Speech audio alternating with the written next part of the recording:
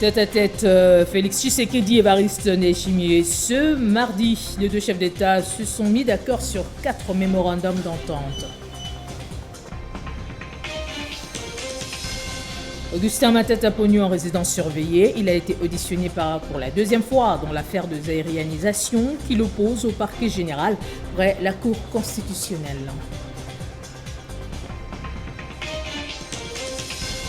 Nous irons également à la primature où un groupe de pétroliers compte déposer un mémo pour la relance du secteur des hydrocarbures, objectif booster l'économie du pays.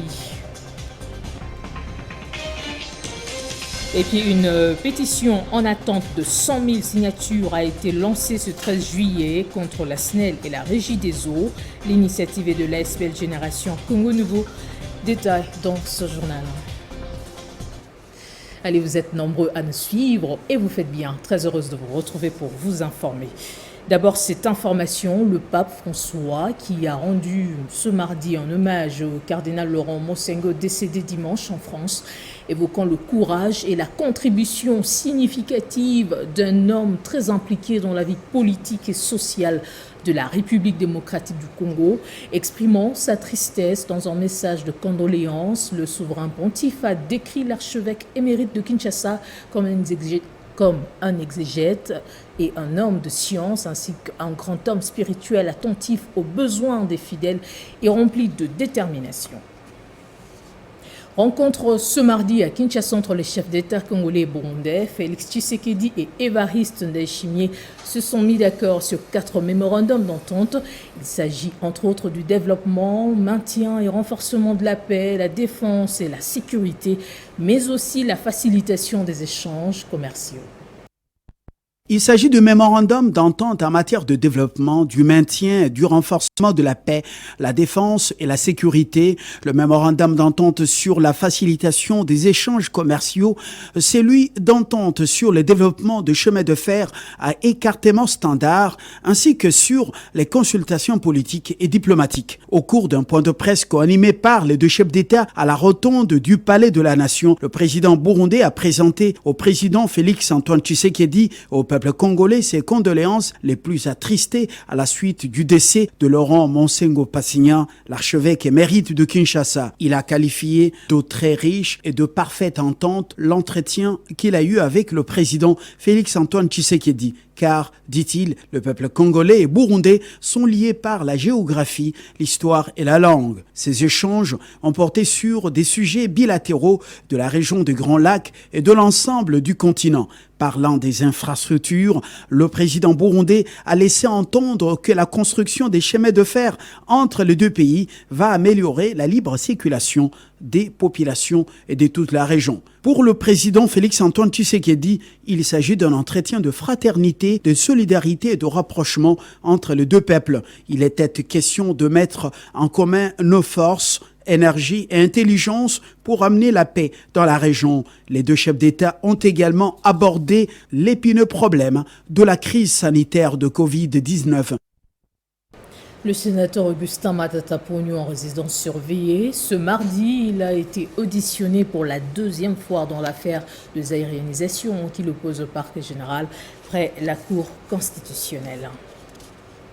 Rendons-nous à la primature. Un groupe de pétroliers compte déposer un mémo pour la relance du secteur des hydrocarbures pour booster l'économie du pays. Avant de rencontrer Jean-Michel Samaloukonde, ils ont tenu à consulter la population. Au cours de cette conférence de presse, le groupe universel des pétroliers a analysé sans embâche les défis majeurs à relever dans les secteurs des hydrocarbures pour booster l'économie du pays. Vous êtes sans savoir que l'Angola nous pompe plus de 700 000 barils par jour. 700 000 qui devaient revenir à la République démocratique du Congo, sur notre littoral. Avec la situation actuelle liée à la Covid-19, il a été constaté que le secteur des hydrocarbures a connu un grand contre-choc où le baril du pétrole est passé en dessous des $0. Avec les corollaires qui viennent de cette situation, c'est notamment la baisse des investissements par les majors, les grandes sociétés pétrolières dans les explorations. Ce qui a pour corollaire, il y a diminution sensible des découvertes de pétrole dans le monde. Pour relancer complètement ces secteurs, Michel Kabongo souhaite que le gouvernement congolais puisse créer une cellule technique d'expertise et de programmation des hydrocarbures qui va se charger de tracer une politique sectorielle globalisante, mais aussi travailler avec une expertise indépendante. Pourquoi nous disons qu'il faut travailler avec l'expertise indépendante? Aujourd'hui, nous voyons notre ministre aller de gauche à droite pour essayer de faire la promotion de certains blocs dans notre pays. Mais cette promotion, elle n'est pas totalement bien faite, si vous me passez l'expression. Pourquoi? Parce que nous amenons en promotion des blocs qui n'ont pas ce que nous appelons des documents des blocs. Avant d'exploiter activement le pétrole en République démocratique du Congo, le gouvernement congolais devra prendre toutes les mesures possibles pour épargner le pays des problèmes environnementaux, comme c'est le cas sous d'autres cieux. Et puis le ministre des Transports, Chérubin Okende, a effectué le 12 juillet une visite de travail au port de la Société commerciale des transports et des ports. Objectif, examiner la faisabilité de sa modernisation. Je ne veux pas me limiter aux rapports qui me sont donnés au bureau. Il faut que je voie moi-même pour mesurer l'ampleur du défi. À travers cette visite, Chérubin Okende Senga a voulu cerner toutes les conditions qui puissent permettre la réhabilitation et la modernisation sous l'impulsion du chef de l'État, Félix-Antoine Tshisekedi Tshilombo, les secteurs de transport en République démocratique du Congo, du terminal container port de Kinshasa à l'atelier mécanique en passant par le groupe vert et jaune. Le ministre de Transport, Voies de communication et désenclavement a fait un constat amer sur l'état de cette entreprise publique. Nous sommes en train de cerner toutes les conditions qui puissent nous permettre à réhabiliter et moderniser le secteur de transport dans notre pays. Il doit être entendu que sans modernisation du secteur de transport et de voies de communication, on ne peut jamais espérer désenclaver la République démocratique du Congo. On ne peut jamais espérer donner l'impulsion nécessaire pour le développement de notre pays. Donc le chef de l'État y accorde beaucoup d'attention. Le Premier ministre m'a donné des orientations précises. Voilà, aujourd'hui je suis en train de faire la visite de terrain avant de lancer certains projets très ambitieux que nous avons au niveau du gouvernement en ce qui concerne particulièrement la société commerciale de transport et de ports. Chérubin Okende Senga a palpé du doigt les réalités sur terrain et tient à mesurer l'ampleur de défis qu'il entendent avant de lancer officiellement de projets ambitieux dans cette entreprise opérationnelle dans 17 provinces du pays. Au budget, le ministre d'État Aimé Boji a décidé de diligenter un audit du fichier de la paie pour mettre un terme au phénomène agent fictif. C'est ce qui ressort de la réunion qu'il a présidée lundi à laquelle a pris part la délégation du comité de suivi de la paie conduite par le directeur de la Banque centrale du Congo. Le ministre d'État, ministre du Budget, veut en finir définitivement avec les problèmes des agents fictifs repris dans le fichier de la paie chaque mois, situation à la base de la perte des millions de francs congolais du trésor public. D'où la tenue de cette importante réunion qu'il a personnellement présidée avec une délégation du comité de suivi de la paie conduite par le directeur général de la Banque centrale du Congo. Après avoir fait régulièrement un état de lieu de la situation, Aimé Boji Sangara a tout de suite décidé de diligenter un audit de fond en comble du fichier de la paie des agents et fonctionnaires de l'État. Des instructions et recommandations ont été données quant à ceux par le gestionnaire du budget de l'État congolais. Son Excellence a donc décidé de diligenter un audit du fichier paie. Et cet audit devra intervenir dans le meilleur délai, à très très court terme, et pour qu'au niveau du fichier paie, qu'il y ait un travail de traitement de fichiers de cette base de données, interroger la base de données pour ce qui est interroger la base de données, pour savoir quels sont les doublons parfaits dans le cadre de l'assainissement des effectifs. Et aussi, donc, en amont, il y a les contrôles qui est en train d'être fait parallèlement à ce qui se fait au niveau du budget par son Excellence au niveau du ministère de la fonction publique. Il est important de souligner qu'une fois que les agents fictifs seront élagués du fichier de la paie, grâce à l'audit initié par le ministre d'État, ministre du Budget, cela permettra de rationaliser la paie des agents de l'État, assainir le fichier de la paie et enfin maîtriser la masse salariale. De son côté, le ministre de la Pêche et Élevage, Adrien Bokele, a accordé une audience au représentant pays de la Banque africaine de développement, Solomon Ekong, au centre de l'entretien, les stratégies à mettre en œuvre pour un aboutissement heureux du projet LIF2. Pour mettre en place les mécanismes d'atterrissage en douceur du projet LIF2 d'ici le 31 décembre de cette année, le ministre des Pêches et Élevage, Adrien Bokele, a accordé une interview au représentant pays de la Banque africaine de développement en République démocratique du Congo. Il est surtout question pour nos économies africaines d'accélérer la transformation économique parce que la problématique de l'emploi qui se pose, on ne peut pas la résoudre sans transformer rapidement nos économies. Et surtout, nos économies viennent d'être frappées par la pandémie de la Covid-19 et il est question de relancer nos économies, mais de relancer mieux nos économies et toucher aux vraies problématiques. Et les vraies problématiques, c'est la diversification, la création de l'emploi et autres. Ces échanges ont permis à ces deux personnalités de trouver des stratégies pour répondre aux défis de la transformation économique et l'industrialisation en vue de la création de l'emploi, ainsi que les perspectives de renforcement des collaborations entre la Banque africaine de développement et le ministère de Pêche et Élevage. Au Maïndombe, le gouverneur intérimaire Jacques Mbombaka a lancé les travaux de l'éclairage public. La reprise effective a été observée sur les grandes artères du chef-lieu de la province. Après les rejets par la Cour constitutionnelle de la requête de réhabilitation du gouverneur Paul Mputu, place au travail.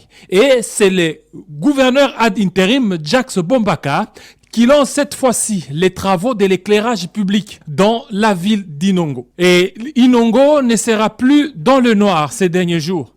C'est depuis ce lundi 12 juillet qui s'est observé la reprise de l'éclairage public sur les grandes artères de la ville. Le retour de l'éclairage public dans cette ville est rendu possible grâce à Jacques Mbombaka, conformément à la récente promesse que le gouverneur ad interim avait faite à la population de la ville d'éclairer cette entité reconnue miroir de la province de Maïndombe. Cette promesse s'aligne dans la vision de rénover les chefs-lieux de la province de Maïndombe afin d'en faire un environnement beau où il fera vivre et d'attirer les investisseurs qui veulent opérer dans cet espace.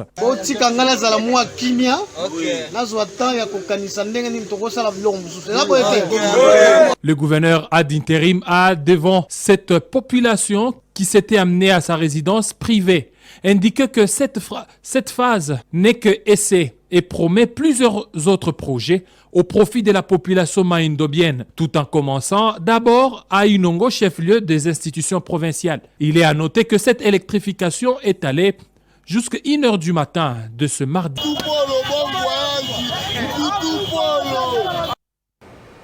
Une équipe d'experts égyptiens à l'Institut national de préparation professionnelle pour se rendre compte des réalisations du comité Tchikouya dans la modernisation de cet institut. Ces experts ont été représentés par l'ambassadeur égyptien en RDC. C'est une équipe forte des experts égyptiens qui est venue à l'Institut national de préparation professionnelle pour évaluer l'état des machines offertes par l'Égypte en 2014 dans les filières de mécanique générale et de la menuiserie. Cette équipe d'experts a été représentée par l'ambassadeur d'Égypte en République démocratique du Congo. Cette action entre dans le cadre de la volonté du président Al-Sisi d'approfondir les relations de coopération entre la République démocratique du Congo et son pays dans les volets de la formation professionnelle. Je suis très fier d'assister à cette occasion. Cette rencontre très importante qui marque la coopération profonde entre les deux pays frères et qui consolide les liens profondément enracinés entre les deux pays amis pour fournir plusieurs formations pour augmenter et développer la capacité des techniciens congolais. Pour sa part, l'ADG de l'INPP a salué la visite de ces techniciens et promet l'accompagnement de son institut pour le rayonnement de la coopération RDC-Égypte. Nous aurons des techniciens égyptiens qui sont avec nous déjà ici et qui vont visiter l'INPP et qui vont faire en sorte que nous puissions appuyer ce que nous avons déjà commencé avec l'Égypte.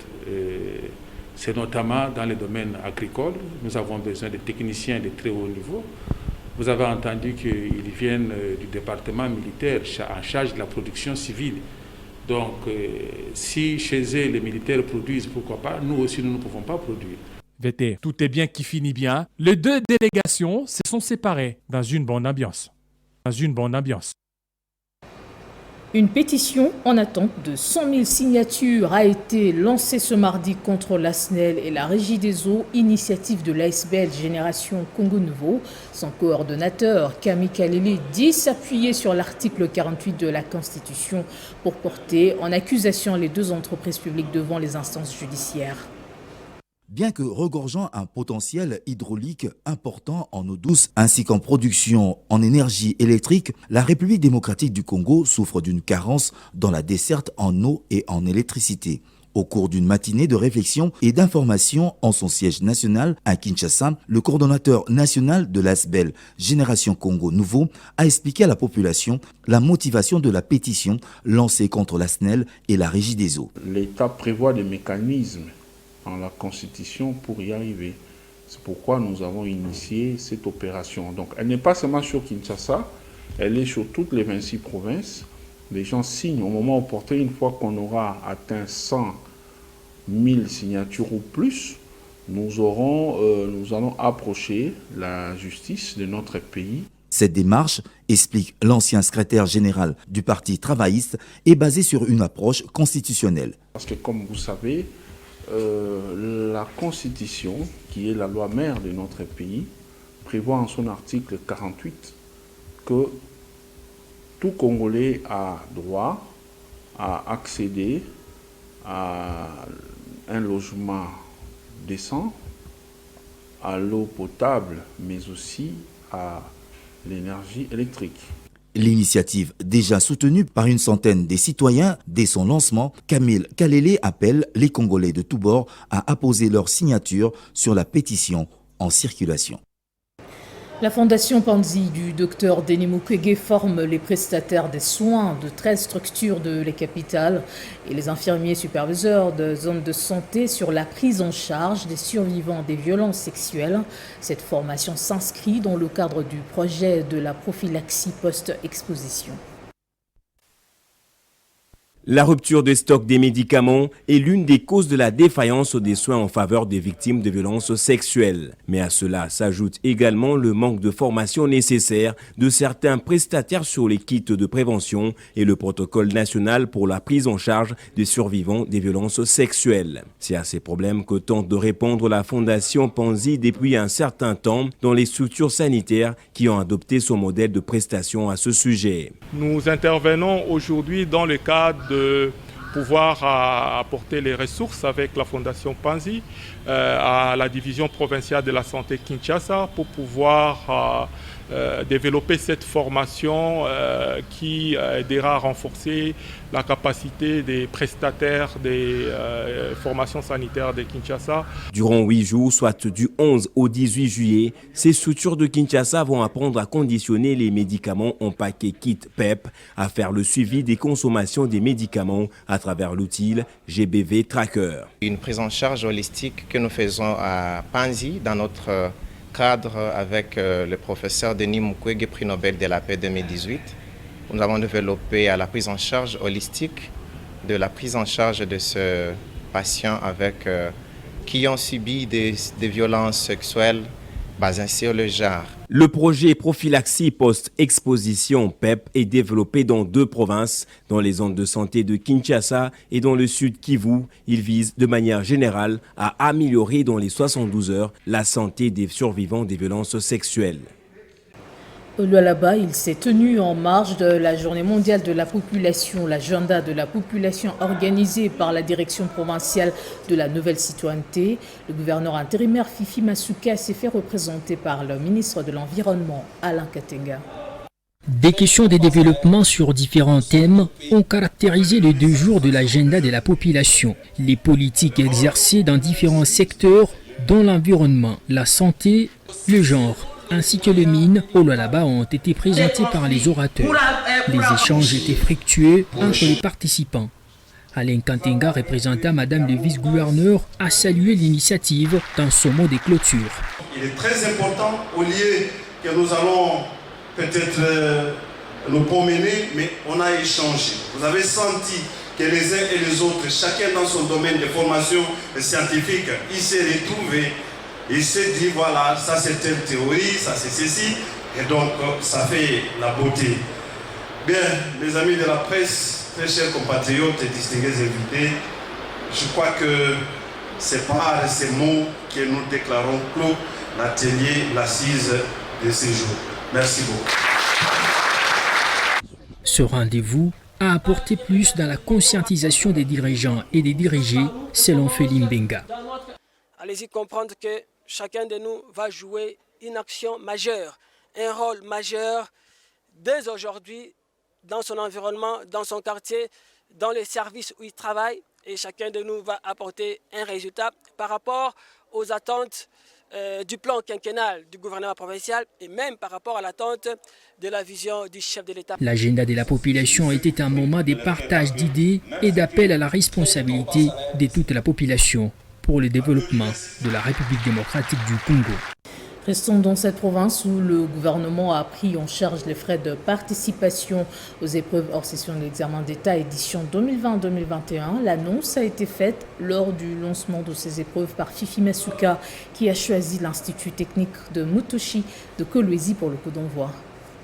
Ils sont au nombre de 16 406 candidats finalistes du secondaire à participer aux préliminaires de l'examen d'État édition 2020-2021 dans la province du Lualaba. Ces élèves sont répartis dans 48 centres. Masuka Saini a choisi l'Institut technique Mutoshi de Kolwezi pour donner le coup d'envoi sur l'ensemble de sa juridiction. Le ministre provincial de l'enseignement primaire, secondaire et technique, Jules Kabouit, était de la partie, sans oublier les autorités éducationnelles nationales et provinciales. Le directeur provincial de l'éducation a remercié le gouverneur intérimaire pour son implication personnelle en prenant en charge les frais de participation pour tous les candidats finalistes du Lualaba. Par ce geste, Masuka Saini Fifi a juste fait parler le cœur d'une mère soucieuse d'ôter le fardeau de ses frais sur les épaules des nombreux parents d'élèves en difficulté financière. Cela en relayant la politique éducationnelle du président de la République, Félix Tshisekedi. Cet acte de bienfaisance de la femme numéro 1 du Lualaba était accueilli avec une pluie d'applaudissements et de cris de joie dans le camp des bénéficiaires. Il a été demandé aux élèves de passer dans leurs établissements pour retirer en totalité les frais déjà déboursés jusque-là. Profitons de cette opportunité de demander à tous les chefs d'établissement qui ont versé l'argent payé par les finalistes auprès de l'inspection principale provinciale de retirer à la fin de la passation afin de restituer aux élèves pour les parents. Le gouverneur AI de la province du Cobalt a rendu hommage au premier citoyen de la RDC, Tshisekedi Tshilombo, pour avoir sauvé cette année scolaire minée par le coronavirus. C'était aussi l'occasion pour Fifi Masuka de sensibiliser ses élèves au respect strict des gestes barrières pour barrer la route à la très dangereuse troisième vague de la Covid-19. On va atterrir au Kassai-Oriental pour parler de la prestation de serment des nouveaux officiers de la police judiciaire à Mbuji-Mayi. Ces agents auxiliaires de la justice vont aider la Caisse nationale de sécurité sociale à faire appliquer strictement alors la législation en matière de sécurité sociale. Je jure fidélité au président de la République, obéissance à la Constitution et aux lois de la République démocratique du Congo. La Caisse nationale de sécurité sociale Kassai-Oriental a désormais 3 nouveaux agents contrôleurs revêtus du pouvoir judiciaire comme officiers de police judiciaire, OPJ à compétences restreintes, conformément aux textes légaux en vigueur en République démocratique du Congo. Ils viennent s'ajouter aux 6 autres pour un total de 9. Piana Kalala, Ngoyi Mouleba et Kabambi Chibangu ont prêté serment vendredi 9 juillet 2021 devant les procureurs de la République près le tribunal des grandes instances de Mbuji-Mayi au cours de la cérémonie de clôture de leur formation. Et aujourd'hui, vous avez cette qualité, vous êtes appelés dans votre travail de faire preuve surtout de ces 3 vertus, la loyauté, l'intégrité et le dévouement. Le directeur provincial de la CNSS Kasaï-Oriental, Alidor Mamina Kaïcha, attend des retombées positives grâce au désormais auxiliaire de la justice de son organisation. En vous donnant l'occasion de suivre cette formation, la direction a fait sa part. Il vous appartient de faire la vôtre, c'est-à-dire pas d'employeurs non affiliés ni travailleurs non immatriculés sur l'espace vous confié. Tolérance zéro pour les employeurs qui violent sciemment la loi sur le régime général de sécurité sociale. Nous allons le constater par l'amélioration du taux de couverture qui reste encore trop faible et l'augmentation significative des cotisations sociales que vous aurez recouvrées. Un repas a été partagé en famille, une manière aussi de dire au revoir à des contrôleurs mis à la retraite après des loyaux services rendus à la nation. On va prendre le rappel des titres avant de nous quitter. Tête à tête, Félix Tshisekedi et Evariste Ndayishimiye. Ce mardi, les 2 chefs d'État se sont mis d'accord sur 4 mémorandums d'entente, notamment le renforcement de la paix. Augustin Matata Pognon en résidence surveillée. Il a été auditionné pour la 2e fois dans l'affaire de zaïrianisation qui l'oppose au parquet général près la Cour constitutionnelle. À la primature, un groupe de pétroliers compte déposer un mémo pour la relance du secteur des hydrocarbures. Objectif, booster l'économie du pays. Une pétition en attente de 100 000 signatures a été lancée ce 13 juillet contre la SNEL et la Régie des eaux. L'initiative est de l'ASBL, Génération Congo Nouveau. Voilà tout pour ce journal. Merci de votre fidèle attention. Restez branchés sur nos antennes. Protégez-vous, prenez soin de vous.